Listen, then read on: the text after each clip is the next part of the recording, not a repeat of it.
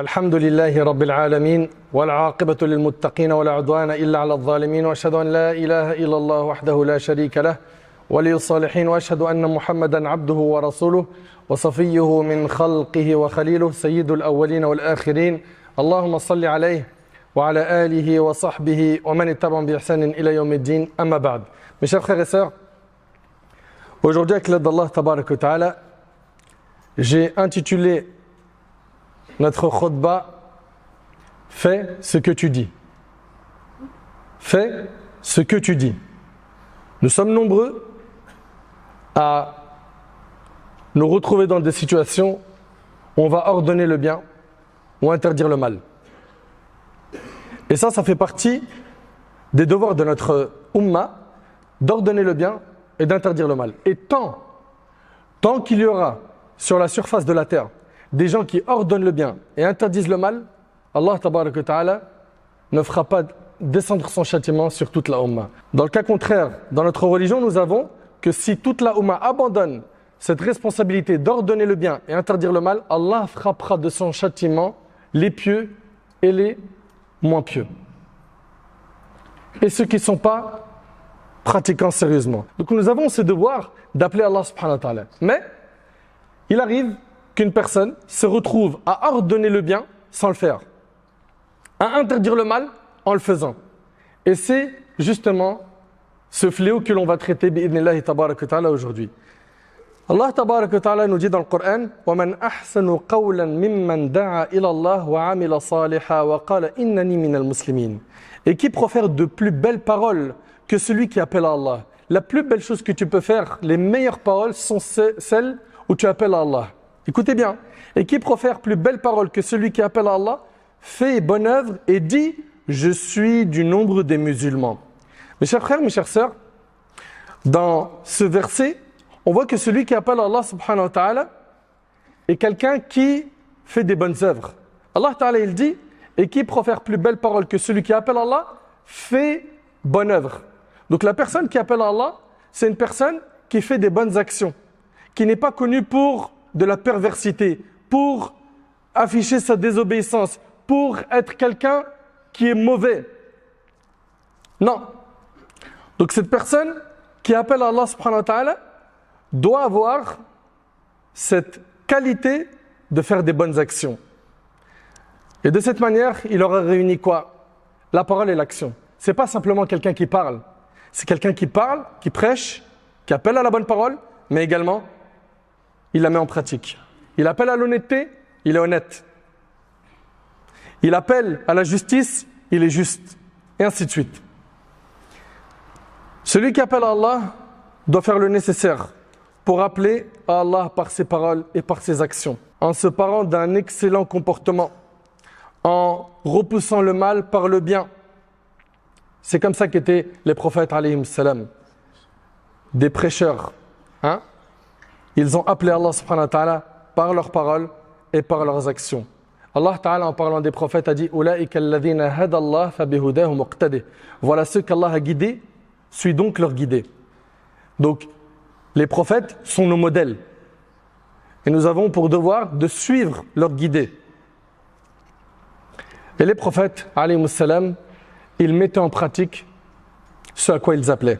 Le prophète Shu'aib alayhi salam a dit وَمَا أُرِيدُ أَنْ أُخَالِفَكُمْ إِلَى مَا أَنْهَاكُمْ عَنْهُ إِنْ أُرِيدُ إِلَّا الْإِصْلَاحَ مَا اسْتَطَعْتُ وَمَا تَوْفِيقِي إِلَّا بِاللَّهِ عَلَيْهِ تَوَكَّلْتُ وَإِلَيْهِ أُنِيبُ. Je ne veux nullement faire ce que je vous interdis. Ça, c'est le comportement des prophètes. Soyez attentifs, barakallahu fikum. Je ne veux nullement faire ce que je vous interdis. Je ne veux que la réforme autant que je le puis. Et ma réussite ne dépend que d'Allah. En lui, je place ma confiance et c'est vers lui que je reviens repentant. Mes chers frères, mes chères sœurs, toute personne qui appelle Allah subhanahu wa ta'ala doit faire le nécessaire pour être crédible. On ne dit pas qu'il doit être sans faille, que c'est un ange, infaillible. Non. Tous les fils d'Adam sont des pécheurs et les meilleurs d'entre eux sont ceux qui se repentent. Mais celui qui appelle Allah doit être crédible. C'est-à-dire quoi? Il doit faire un effort énorme pour mettre en pratique un maximum le dîn d'Allah tabarak wa ta'ala et ne pas se retrouver dans la désobéissance. Et d'ailleurs, le fruit de la science, c'est al-amal. Nous, on apprend la religion, pourquoi? Pour gonfler notre torse, pour dire aux gens, j'ai appris tant de hadiths, j'ai appris tant de sourates, je connais le Coran par cœur, je connais le fiqh, je connais ceci, je connais cela. Non. Nous apprenons la science pour que ce qui en découle soit des bonnes actions. Et c'est ça le fruit de la science. Et d'ailleurs, mettre en pratique sa science, c'est le meilleur moyen de garder sa science. Allah tabaraka wa ta'ala va bénir ta science. Allah subhanahu wa ta'ala fera que tes paroles auront de l'effet dans les cœurs des gens.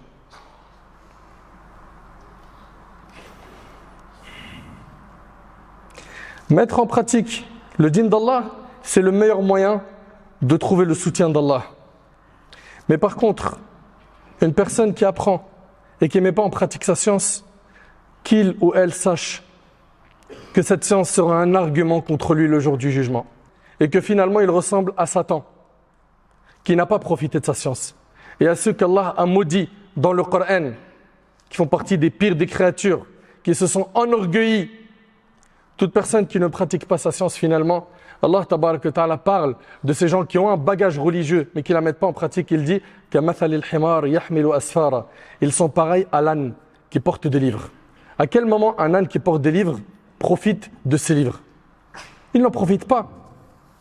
Et mes chers frères, mes chères sœurs, sachez que le jour du jugement, Allah subhanahu wa ta'ala fera en sorte que certains qui ont eu un bagage religieux, qui avaient la science, vont se retrouver humiliés en enfer. Comment?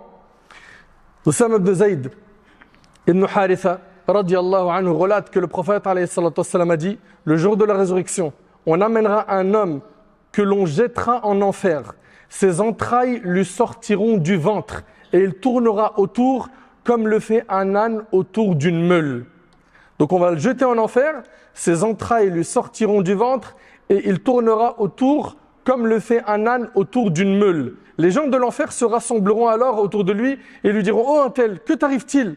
N'ordonnes-tu pas le bien? Tu étais celui qui ordonnait le bien. N'interdisais-tu pas le mal? Si, dira-t-il, j'ordonne le bien sans le faire moi-même. Et j'interdisais le mal tout en le faisant, rapporté par Bukhari et Muslim. Voilà ce qui attend ceux et celles qui appellent Allah tabaraka wa ta'ala sans mettre en pratique ce à quoi ils appellent. Faisons attention, l'affaire est grave. Allah tabaraka wa ta'ala a blâmé des égarés dans le Coran en disant: Ata'muruna an-nasa bil birr wa tansawna anfusakum wa antum tatluna al-kitab afala ta'qilun. Commanderez-vous aux gens de faire le bien et vous oubliez vous-même de le faire alors que vous récitez le livre? Êtes-vous donc dépourvus de raison? Allah il a considéré que ces gens-là sont dépourvus de raison. Pourquoi? Parce qu'ils ont un bagage religieux, ils appellent Allah, mais ils font l'inverse de ce à quoi ils appellent. C'est terrible. Est-ce que vous réalisez qu'à la fin, ces personnes-là qui ont sacrifié des années dans la science, à s'asseoir auprès des savants, à étudier des livres, à les mémoriser, à délaisser le confort, à abandonner leur famille pour aller vivre à l'étranger et étudier auprès des gens de science, à la fin, ils se retrouvent humiliés en enfer. Par Allah, c'est terrible. Et Allah tabaraka wa ta'ala a dit: Ya ayyuhalladhina amanu, lima taquluna ma la taf'alun, kabura maqtan 'inda Allahi an taqulu ma la taf'alun. Ô vous qui avez cru, pourquoi dites-vous ce que vous ne faites pas? C'est une grande abomination auprès d'Allah que de dire ce que vous ne faites pas. Et Allah tabaraka wa ta'ala, en parlant du prophète Shu'aib alayhi salam, il nous relate qu'il a dit: وَمَا أُرِيدُ أَنْ أُخَالِفَكُمْ إِلَى مَا أَنْهَاكُمْ عَنْهُ. Je ne veux nullement faire ce que je vous interdis. Mes chers frères, mes chères sœurs, sachez que les gens qui écoutent ceux qui appellent à Allah ne profitent des paroles des prêcheurs que lorsqu'ils les voient en accord avec quoi? Avec ce qu'ils disent dans leur mise en pratique. Mais si une personne appelle à Allah subhanahu wa ta'ala, il fait l'inverse de ce à quoi il appelle, il ne touche pas les cœurs, il n'atteint pas son objectif. Et les gens ne lui accordent pas d'importance. Mes chers frères, mes chères sœurs, toute personne qui appelle Allah subhanahu wa ta'ala, elle doit comprendre qu'elle est prise pour modèle par les gens. et qu'elle doit donc faire le nécessaire pour se réformer comme il le faut afin que la transmission de son savoir se fasse et ait un impact auprès des gens par la grâce d'Allah tabarak wa ta'ala. Les gens, quand ils vont voir ce shir, ce prêcheur, cette sœur qui appelle Allah crédible dans sa da'wa, dans la transmission du message d'Allah, ils auront beaucoup plus de facilité à accepter le rappel qu'en voyant quelqu'un qui fait l'inverse de ce à quoi il appelle. Notre Seigneur Azza wa Jal, il nous a demandé de suivre le meilleur des modèles. Lorsque l'on médite dans le Coran, on voit qu'Allah tabarak wa ta'ala nous a demandé de suivre le meilleur des hommes, qui est le modèle pour l'humanité, qui a mis en pratique tout ce qu'il a dit. Comme Aïcha radhiyallahu anha, elle a dit, son comportement était celui du Coran. Allah ta'ala, il dit, لَقَدْ كَانَ لَكُمْ فِي رَسُولِ اللَّهِ أُسْوَةٌ حَسَنَةٌ. En effet, vous avez dans le messager d'Allah un excellent modèle à suivre. Allah Ta'ala il dit قُلْ إِن كُنْتُمْ تُحِبُّونَ اللَّهَ فَاتَّبِعُونِ يُحْبِبْكُمُ اللَّهُ وَيَغْفِرْ لَكُمْ ذُنُوبَكُمْ وَاللَّهُ غَفُورٌ رَحِيمٌ. Dis si vous aimez vraiment Allah, suivez-moi. Allah vous aimera alors et vous pardonnera vos péchés. Allah est pardonneur et miséricordieux. Allah Ta'ala il dit وَمَا أَتَاكُمُ الرَّسُولُ فَخُذُوهُ وَمَا نَهَاكُمْ عَنْهُ فَانْتَهُوا وَاتَّقُوا اللَّهَ إِنَّ اللَّهَ شَدِيدُ الْعِقَابِ. Prenez ce que le messager vous donne et ce qu'il vous interdit, abstenez-vous-en et craignez Allah car Allah est dur en châtiment. Allah Ta'ala il dit فَلْيَحْذَرِ الَّذِينَ يُخَالِفُونَ عَنْ أَمْرِهِ أَنْ تُصِيبَهُمْ فِتْنَةٌ أَوْ يُصِيبَهُمْ عَذَابٌ أَلِيمٌ. Que ceux donc qui s'opposent à son commandement, au commandement du prophète alayhi salam, prennent garde qu'une épreuve ne les atteigne ou que ne les atteigne un châtiment douloureux. Et notre prophète alayhi salam a enseigné de manière pratique aux compagnons, en faisant la chose devant eux. Il disait alayhi salam, comme cela est rapporté par Bukhari et Muslim, celui qui accomplit ses ablutions comme je viens de le faire.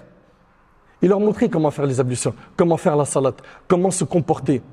Il ne laissait pas un tort sans le corriger avec sagesse, avec douceur, avec science. Celui qui accomplit ses ablutions comme je viens de le faire, puis prie 2 unités de prière sans être distrait au cours de sa salat, tous ses péchés antérieurs lui seront pardonnés. C'est rapporté par Bukhari et Muslim. Et il disait, alayhi salatu wassalam, priez comme vous m'avez vu prier. Il a donc été un modèle pour les compagnons radhiyallahu anhum. Il disait, alayhi salatu wassalam, au hajj, prenez de moi vos rites.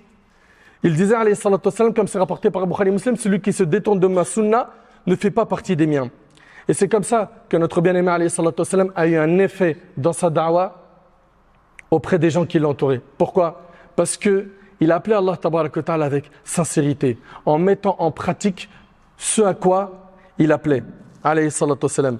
Les compagnons l'ont vu pratiquer le din comme Allah lui avait demandé dans ses adorations, dans son comportement, dans sa da'wa, dans chaque fait et geste, dans chaque petite chose et grande chose. Et c'est comme ça qu'il a été, alayhi salatu wassalam. Et les compagnons à leur tour ont mis en pratique le din d'Allah subhanahu wa ta'ala et l'ont propagé. Wa hakadha, c'est comme ça que la religion s'est propagée, par le biais de gens qui étaient des alliés d'Allah, des gens qui étaient sincères, des gens qui ont fait le nécessaire pour sacrifier afin que le din nous parvienne. Mes chers frères, mes chères sœurs, toute personne qui appelle Allah subhanahu wa ta'ala doit faire le nécessaire pour comprendre qu'elle a une responsabilité qui est énorme et que son erreur à elle n'est pas comme l'erreur de quelqu'un d'autre.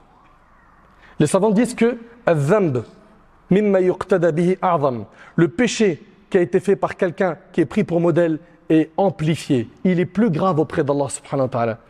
Je ne suis pas en train de dire que ceux qui appellent Allah doivent être des anges. Impossible, ils ne le seront jamais, mais ils doivent être crédibles. Ils doivent être crédibles dans la transmission du message en s'accrochant fermement à la sunna de notre bien-aimé alayhi salatu wassalam. Pour finir, retenez ces points-là. Celui qui veut mettre en pratique ce à quoi il appelle, il faut qu'il consacre sa vie à adorer Allah subhanahu wa ta'ala et à garder en tête que ce qu'il recherche par-dessus tout, c'est ridallah, la satisfaction d'Allah. Et pour cela, il va faire en sorte que ses actions concordent avec ce qu'il dit. Deuxièmement, toi qui as appris la science, si tu veux la garder, fais le nécessaire pour mettre en pratique le din afin qu'il te bénisse ce savoir et qu'il te le garde. Troisièmement, c'est le fait de chercher à ressembler à ceux à qui Allah a fait leurs éloges, les prophètes, les messagers, les pieux, nos pieux prédécesseurs. Fais le nécessaire pour lire leur biographie, te rapprocher d'eux à travers la lecture afin que tu t'imprègnes de leur comportement. Également, le fait que tu te battes pour maîtriser ton ego et mettre en pratique ce à quoi tu appelles. De cette manière, tu feras partie des guides de la Ummah, des pieux qui auront la récompense d'avoir appelé au bien, et la récompense de tous ceux qui les auront suivis. Également, c'est en pratiquant le din d'Allah Tabarak wa Ta'ala qu'on est préservé des fitan, des épreuves de la vie. Et qu'est-ce qu'elles sont nombreuses. Mes chers frères, mes chères sœurs, ce sujet-là, il me tient beaucoup à cœur. Et j'aimerais qu'il trouve écho dans vos cœurs également. Nous sommes nombreux à nous retrouver dans des situations où on appelle Allah subhanahu wa ta'ala. Bien évidemment, certains le font à des degrés différents. Il y en a, ils le font auprès de leur famille. D'autres, c'est dans leur travail. D'autres, c'est avec leurs amis. D'autres, c'est à la mosquée, comme c'est mon cas. D'autres, c'est sur Internet, etc., etc. Chacun d'entre nous doit mettre en pratique ce qu'il prononce et se battre pour cela.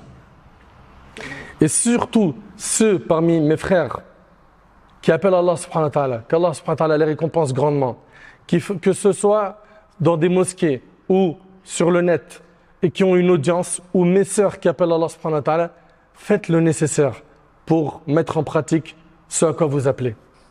Soyez crédibles, craignez Allah. Craignez Allah, vous aurez, comme moi, des comptes à rendre le jour du jugement. Et notre erreur à nous n'est pas la même que celle des gens du commun. Notre erreur, elle est beaucoup plus grave auprès d'Allah subhanahu wa ta'ala. Notre responsabilité est beaucoup plus grande. D'où l'importance de faire le nécessaire, de toujours surveiller nos actions. Surveiller nos actions. Et pour ceux et celles qui appellent Allah subhanahu wa ta'ala, demandez à Allah l'aide et la force de pouvoir tenir sur ce chemin, car ce n'est pas un chemin facile. Ce n'est pas un chemin facile, et j'implore Allah subhanahu wa ta'ala de me préserver, ainsi que tous ceux et celles qui appellent Allah. J'implore Allah tabarak wa ta'ala de nous préserver de tous les troubles des fitan. Et pour finir, concernant mes frères et sœurs qui appellent Allah, sachez que vous pouvez donner du grain à moudre à des opportunistes qui veulent abattre notre communauté par le fait que vous fassiez autre chose que ce à quoi vous appelez. Vous appelez au bien et vous volez des gens, au hajj, ou la umrah, ou vous abusez de certaines femmes, etc. Et j'en passe. Wallahi, que vous ne réalisez pas à quel point vous affaiblissez, vous mettez à genoux la Ummah par ces péchés, par cette désobéissance. Enfin, j'implore Allah subhanahu wa ta'ala de nous préserver. J'implore Allah subhanahu wa ta'ala d'améliorer la situation de la Ummah. J'implore Allah subhanahu wa ta'ala de nous accorder la guidée, la piété, la sincérité, la véracité dans les paroles et les actions. Qu'Allah subhanahu wa ta'ala nous accorde la clairvoyance.